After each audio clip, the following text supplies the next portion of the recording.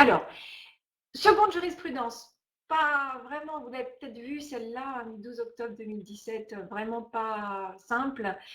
Ça concernait un salarié malade qui était venu quand même travailler. Et donc là, précisément, c'était le cas d'un cariste qui travaillait de nuit, qui avait pris comme tous les matins ou toutes les nuits son poste à 3 heures du matin, mais qui, en moins d'une heure, avait renversé 2 palettes de crème fraîche. Son chef s'en était inquiété au bout de la deuxième et il avait constaté l'état de léthargie dans lequel se trouvait le pauvre cariste et les propos incohérents tenus par le cariste. Dans un premier temps, ce salarié avait été suspendu de son activité de cariste. On l'avait placé sur un autre poste pour effectivement éviter un accident ou d'autres, comment dirais-je, désagréments liés à la situation de santé du salarié. Et puis, quelques temps après, le salarié avait été licencié pour faute, précisément pour avoir mis en danger sa sécurité et celle de ses collègues.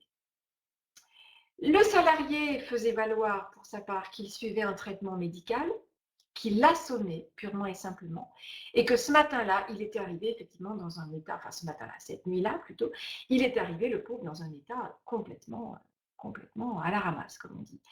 Et pour des raisons financières, il faisait valoir qu'il ne pouvait pas s'arrêter de travailler parce qu'il ne pouvait pas supporter financièrement comment dirais-je, le fait de ne pas être rémunéré pendant les 3 jours de carence de l'arrêt maladie. Bon.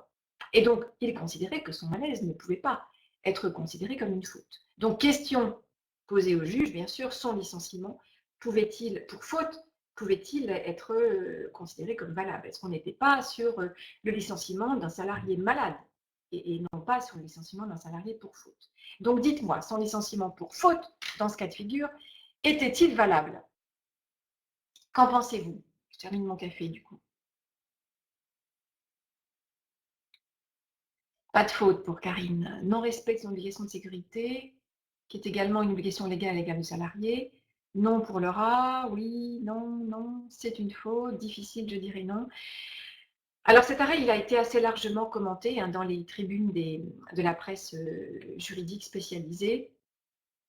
Et il est quand même assez sévère, effectivement, pour le salarié, dans la mesure où la Cour de cassation, et là, nous précise que le licenciement du salarié n'était pas justifié par son état de santé, autrement dit, l'employeur ne s'était pas fondé sur le malaise qui était arrivé au salarié, donc sur son état de santé en fait à ce moment-là, mais sur le fait qu'il avait continué à travailler alors qu'il n'était pas en état de le faire, ce qui avait pour conséquence qu'il faisait courir des risques à ses collègues. Et donc, le licenciement pour faute était bien justifié pour les juges de la Cour de cassation.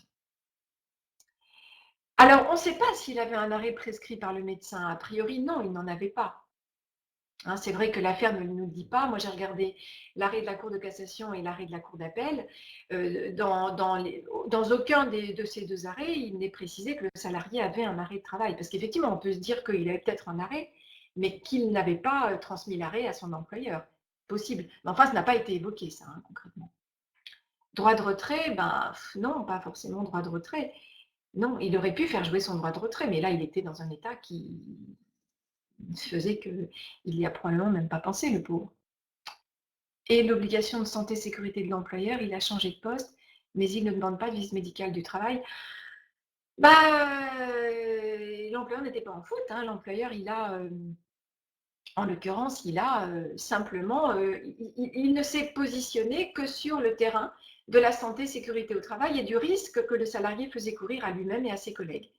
Voilà. Alors, évidemment, si le salarié avait été en arrêt, il est clair qu'il n'aurait pas pu être licencié. Évidemment que non.